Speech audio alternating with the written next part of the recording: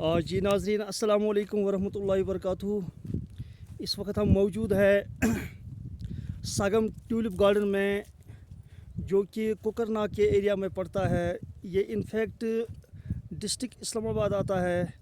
ये आप देख सकते हैं कि यहाँ के विजुअल्स और यहाँ का व्यू और यहाँ की सराउंडिंग्स, और ये आप देख सकते हैं कि ओवरऑल यहाँ बढ़िया व्यू है, बढ़िया नज़ारा है।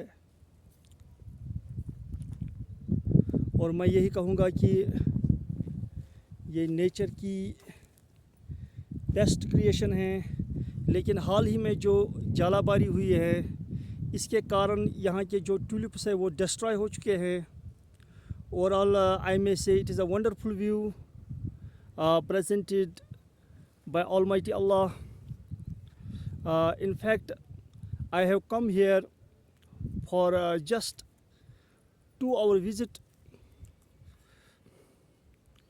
Overall, thanks for watching. Assalamu alaikum warahmatullahi wabarakatuh.